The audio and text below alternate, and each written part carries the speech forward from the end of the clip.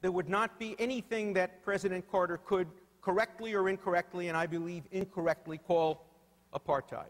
So we're not here today to talk about whether or not the situation in the West Bank is good or bad, or whether or not the situation in the Gaza is good or bad. It is clearly bad. The situation is this largely a self-inflicted wound? I believe it is largely a self-inflicted wound.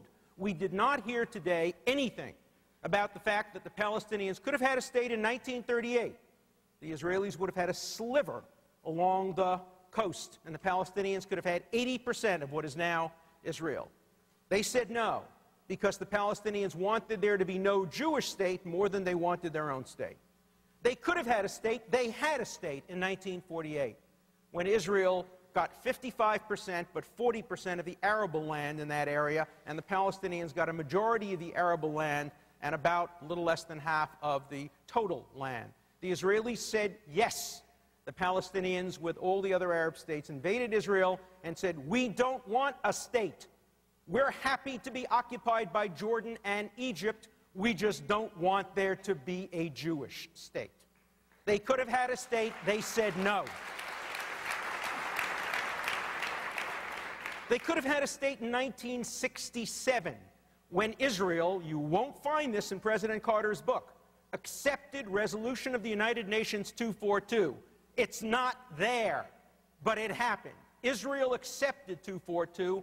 All the Arab states and the Palestinians got together at Khartoum and issued their three famous no's: no recognition, no peace, no negotiation. The Palestinians could have had a state. The Israelis were sitting at the telephone waiting for the call to be made. The call didn't come. Whose fault is that? They could have had a state in 2000 and 2001. They said no. They said no to an incredibly generous offer. And the state would not have been a state separated by spider-like roads. It would have been a totally contiguous state. And you can see it in the maps that are in Dennis Ross's book, the maps that were shown to the Israelis, the maps that were constructed from the actual offers made at Camp David. If you don't believe me, and if you don't believe Dennis Ross, and you don't believe President Clinton, then listen to Prince Bandar of Saudi Arabia, who was the Saudi representative to the Camp David Accords. He said that Clinton and Dennis Ross are telling the truth. He said this very reluctantly about the offer, and that Arafat is telling a lie, and that Arafat's refusal to accept the offer at Camp David was a crime against the Palestinian people and all the people in the area. But you won't read that in President Carter's book. What you will read in President Carter's book is a justification for the rejection. Now, let me tell you, if I had been allowed to be in the audience today and allowed to ask a question or allowed to rebut President Carter, there was one question I am really dying to know the answer to, and that is this. Douglas Brinkley, who is the biographer of President Carter, has said in his biography that President Carter worked very closely with Yasser Arafat during the 90s to try to bolster the image of the PLO in the United States. It seems extremely likely, therefore, that Arafat sought the advice of President Carter when he had to make the decision whether to accept or reject Camp David and Taba. I would like President Carter, and please email this question to him along with your other questions, to answer this precise question. Were you ever asked to give your advice to Arafat as to whether to accept or reject the offer at Camp David? If so, did you tell him, as you have subsequently said, that there is no possibility that any Palestinian leader could accept such terms and survive?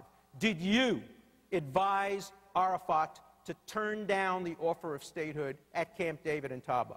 If the answer to that question is yes, then President Carter has to look himself in the mirror and ask, to what extent is he responsible for the problems of the Palestinians today in the West Bank and in the Gaza? Imagine a world in which Camp David had reached an agreement in which President Clinton had managed to broker such a deal, there would be a Palestinian state, there'd be no Hamas in the leadership, there would be $35 billion Marshall Plan to begin Palestinian reconstruction. As Abba Eban once said about the Palestinian leadership, they never miss an opportunity to miss an opportunity. And they missed an opportunity in Camp David and Taba, and I want to know whether or not President Carter played any role in that missed opportunity, or whether only after the fact he congratulated them for turning it down, as he recently urged the Palestinians to turn down Ehud Olmert's recent offer of a state in the West Bank and the Gaza with borders, final borders, to be determined ultimately in a negotiation. I think President Carter has become an advocate for the maximalist Palestinian view rather than a broker for peace. That, to my mind, is the great tragedy of a decent and great man who had worked so hard for peace, now in effect pressuring the Palestinians not to accept reasonable compromise and reasonable peace. Let me contrast that with my view.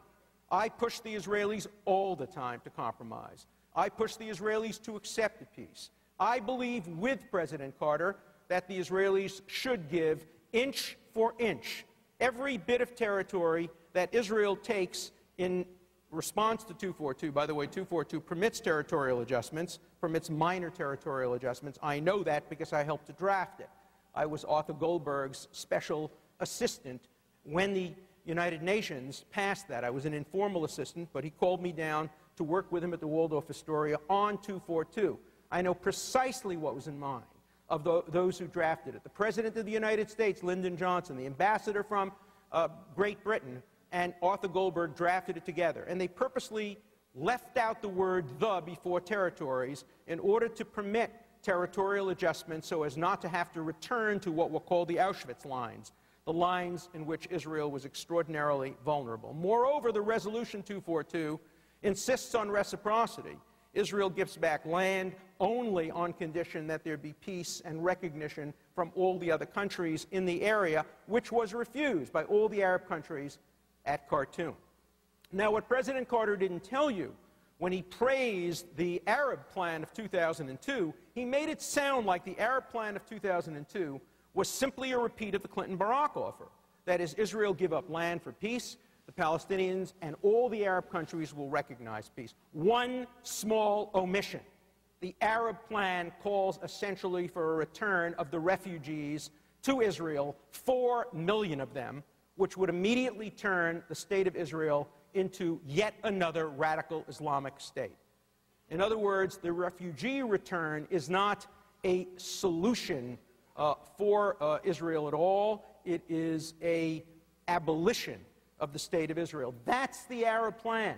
That's the plan that Carter has urged Israel to accept. Israel will not, should not, cannot accept that plan if it doesn't resolve the refugee issue in a way consistent with Israel's security. And the plan doesn't do that. And we haven't heard anything about that here today. The other thing we haven't heard about here today is that Israel has tried land for peace before. President Carter makes it seem so simple. You just give back the land and the terrorism stops overnight. Tell that to the citizens of Sderot and to the citizens of Ashdod. When Israel gave back all of the Gaza, every single inch of it, eliminated every checkpoint, all of the spider webs, did exactly what President Carter suggested, built a fence on the border. What happened? Increased rocket attacks, increased terrorism,